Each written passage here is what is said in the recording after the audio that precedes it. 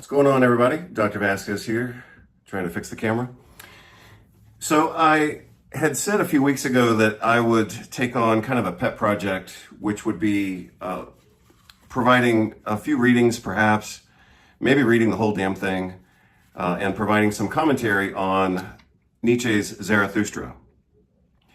And in one of my last messages on this same topic, I said that I was going to give up on Walter Kaufmann because I think he's just too dry, and I don't really think he understands Nietzsche. And he says that he doesn't fully understand him himself. And so for that reason, I decided to go back to the translation by R.J. Hollingdale, which I obviously have here.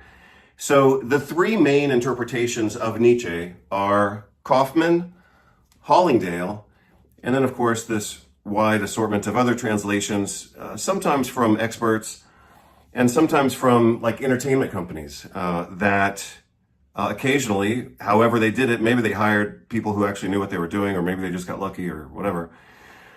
But some companies that specialize in classical music and classical audiobooks have also produced some really brilliant interpretations, not only of Nietzsche, but in particular Zarathustra. So the third brilliant rendition of Zarathustra comes from a company called Naxos, and I've mentioned their work before. It's just spectacular, absolutely spectacular. So they hired people to not only read the book but also act the book, and it's just wonderful. So I don't really want to compete with them because they're awesome, and I don't think I could ever outdo them. But I have had some interest in kind of reading the book myself, providing an audio version of it, and providing some commentary. The only problem with the Naxos rendition of Thus Spoke Zarathustra is that it's abridged. So they took some parts out. Now, that may not be all bad. According to Kaufmann, the only error in the entire book is the fact that it's just too damn long. And Hollingdale says the same thing. He says, it's great, it's grandiose, but it's too great and it's too grandiose, meaning that maybe Nietzsche got carried away with himself. You would have to understand kind of where Nietzsche was with his life, so to speak. And he wrote Zarathustra basically to serve as his own therapy, because he had gone through a lot of really hard personal ups and downs that culminated in a certain kind of apex of his own personal experience, and that's what Zarathustra is. So Zarathustra is Nietzsche's kind of manifestation of everything good and bad in his life and all of his philosophy. Things were going really well for him, and then they kind of crashed, and that coincided with some events in his own philosophy, and that's the drama of Zarathustra. It's basically him trying to redeem himself, and this has been stated, so I'll just quote it. In the other brilliant rendition of Nietzsche's philosophy by Richard Schott, who's a PhD professor of philosophy at University of Illinois, his description of Zarathustra is that Nietzsche had to redeem himself through creativity by doing something awesome, basically, because his own life obviously had its ups and downs, but they were pretty dramatic ups and downs. And so basically that's what Zarathustra is Nietzsche's kind of creative explosion as he attempts to reconcile his own life and reconcile his philosophy at the same time. So that's why the book is pretty intense. So again, I haven't completely decided how I want to go about doing this. I almost did it last night, and I'm probably glad that I didn't. But I also have a slightly different interpretation of the book after reading some comments by Kaufmann in a different book. And so actually I'm interested in reading the book for my own interest, even though I have read it from page to page. I mentioned that I wanted to read it again. But now that I actually read some comments by Kaufmann, I'm even more interested in reading it, and I'm going to explain that right now. So I read this again last night. Obviously I read it 30 years ago, but I I do have a slightly different interpretation of Nietzsche's concept of human all too human. And that's inspiring me to read that book. So Nietzsche wrote a book, I think he wrote it right before Zarathustra, and the name of that book was Human All Too Human. And I have a slightly different interpretation of that book, and so I've started reading that book again, but that also encourages me to read Zarathustra again. So let me see if I can provide a little bit of what the hell I'm talking about by just reading this one paragraph right here. And this will serve as an introduction to Zarathustra as a book, but I'll also use this to explain a few things about Nietzsche's philosophy. So it's only one paragraph. It's the paragraph that I highlighted 30 years ago. So this is the prologue. So this is Kaufman introducing and summarizing the prologue, which then starts right here. So he says, and remember, I have kind of mixed feelings about Kaufman's translations and his personal perspectives on this. But anyway, this is still pretty good. Zarathustra speaks of the death of God and proclaims the overman. Faith in God is dead as a matter of cultural fact, and any meaning of life in the sense of a supernatural purpose is gone. So that's obviously a potent statement, but it's a good encapsulation of what's going on with Nietzsche, and it's culturally accurate. So one of the quotes that comes up very early in the book is "God is dead," and that's a famous quote from Nietzsche. In the context of the book, and as Kaufman just said, Nietzsche isn't saying that. He's not saying it in that context. He's not saying it to attack religion or attack Christianity.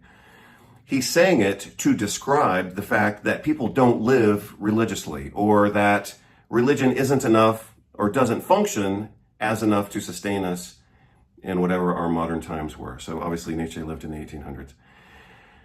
But he says, like it or not, he says, he's basically kind of saying, we can give respect to religion, etc., and some people can choose to remain religious. But he said our society isn't being sustained by religion anymore, and that's what he means when he says God is dead. So, and if you want a good example, I'm sure this will piss some people off, but I obviously don't care. If you want an example of that, look at Donald Trump. I mean, he only touches a Bible when it's a kind of a press conference, or he says, he's got favorite verses, but he can't quote any of them because he obviously isn't reading the Bible. And he doesn't live like any version of what anybody would call like a good Christian. I mean, look at the country, look at his spending habits, look at his social habits. I mean, he just sent out a video last week of him basically shitting on Americans. And I think it was him in a plane wearing a crown, shitting on Americans who were in a protest. But obviously, if he's got a crown on, then he's picturing himself as the king, and he posted this on his own social media. So again, that's an example of what Nietzsche forecasted when he said God is dead. He said people can give lip service to religion, but they don't live religiously. So it is as if God is dead, because lip service or not, people aren't living and being sustained by their religious beliefs that they purport. And again, I mean, Trump's a great example. I'm not picking on him. I would have voted for Trump, given the two options that we had at that time, but that's just picking the lesser of two evils, the way that I saw it. But I wasn't guessing then that he was going to put a crown on his, in a AI video of himself and then send it out on social media with him in a plane dumping, feces on Americans. I don't think that's very American. I don't think it's very adult. I don't think it's very presidential, and it certainly isn't anything related to Christianity, even though on the photo ops he pretends to be a Christian. So moving on from that, this is the part that I'm interested in this book. Now it is up to man to give his life meaning by raising himself above the animals and the all too human. So if you don't know what all too human means, and it's easy to not understand what that means, then that would be something easy to not really get, not really understand, or just think it's kind of a joke because it's referencing one of his earlier books. But I think it means much more than that. And Kaufman does a good job. I've criticized him a few times before, but he does a good job. He gets this. Even if he doesn't get some other things, he does get this. So what I think Nietzsche was trying to communicate in his concept of what's called all too human, and he wrote an entire book on it, is that basically what I think he's saying is that being a good human is okay, but it's not really enough. I think he's getting around to saying, or maybe I'm finally understanding this, but he wants people to not live normal lives. He wants people to live exceptionally successful, happy, and creative lives. That's Nietzsche's deal. And so when Nietzsche uses the phrase all too human, he's kind of like saying, yeah, you worked until you didn't work anymore, or you did it your way. I'm sure you all know the song because I just posted it. The song is called I Did It My Way. And it's about living true to oneself in a world that demands compromise and conformity. And on a certain level, we could say that that's good. We could say, oh, well, you were true to yourself. Congratulations. You did a good job. You didn't sell out. You didn't believe the propaganda, etc. That is a certain level of victory. But from a Nietzschean standpoint, he would say, if all you did was live your way and be true to yourself, he says that's pretty damn weak. He said you could have done more than that. And maybe you should have done more than that. So, on a certain level, again, when we're all being kind of corralled into being so conformist, in that setting, thinking independently is an act of triumph in a certain way. However, again, from a Nietzschean standpoint, he would say, is that all you did? All you did was think independently? Like that should be the starting point, not the finish point. So I think that becomes clear in the next sentence. It only has 2 more sentences left in this paragraph. What else is human nature but a euphemism for inertia, cultural conditioning, and what we are before we make something of ourselves? So that's what he means by all too human. That it's nothing more than a euphemism for inertia, cultural conditioning, and what we are before we make something of ourselves. So I think that perspective has value. Yeah, you worked until you didn't want to work anymore, but you didn't make a big effort. And you did it your way. Yeah, but you could have done a lot more. So that's what I'm reading from this in a way that I'm sure I thought that previously, but now I think I get it on a deeper level. Our so-called human nature is precisely what we should do well to overcome. He just said it. Our so-called human nature is precisely what we should do well to overcome. And the man who has overcome it, Zarathustra calls the overman. So within the fiction of Zarathustra is an image, which of course Nietzsche was famous for, called the overman. And the overman is simply somebody who overcomes himself or overcomes herself. So again, for a lot of my life, and I'm just going to explain very briefly and then I'll close this out. For a lot of my own life, I worked really hard, 20 hours a day. Well, that was in medical school, but sometimes when I wasn't in medical school, even when I was living by my own schedule, I was still working, 16 or 18 hours a day. So I never really had to think about overcoming myself, so to speak, because I was living it. I was doing it. I was working sometimes really hard, sometimes arguably too hard, sometimes too hard, yeah. But I guess for me, over the last couple of years, I've worked less hard because I've had a lot of distractions. We had the COVID thing. I had my arm injury where I got out of my groove, and I obviously wasn't working hard on work per se for a few months because I had to recover my arm. My arm was really badly injured. So, and immediately thereafter, my mom got cancer, my dad had cancer, my mom died, my dad died, we relocated, and then we just kept relocating and relocating a couple times in succession. Not because we wanted to keep relocating, but we weren't happy with where we ended up. So I think for me, I did a pretty good job, especially in my 30s and 40s, of kind of living the overman. I accomplished a lot and I did a lot of things, but it was a little bit too much at times. But over the last couple of years, as I just said, I've kind of gotten out of that groove. And now I kind of see myself as having the chance to kind of not step back into working as hard, but at least kind of getting back into my game, so to speak. So I felt like I wanted to do that.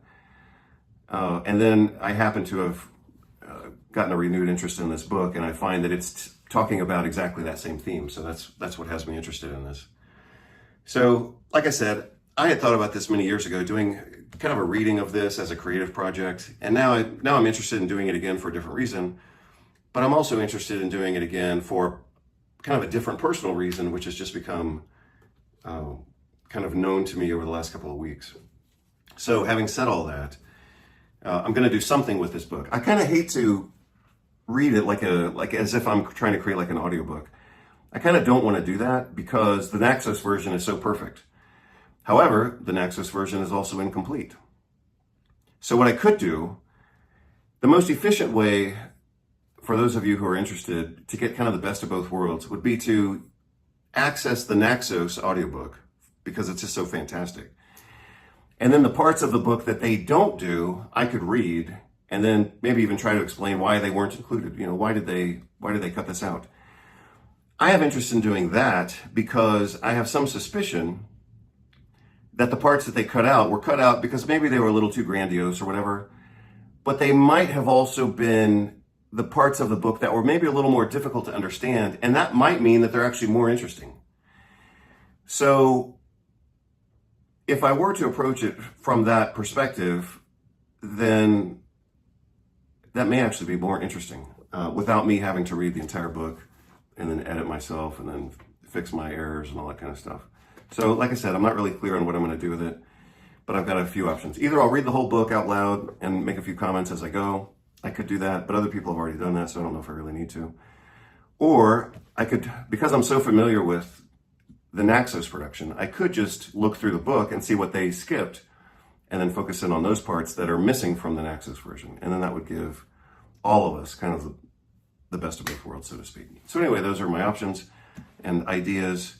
But I'm gonna, as a side project, like I said, I'm gonna play with these books and see what I end up doing. And I still don't know what the answer is gonna be. Hope you're all doing well. Take care. Bye.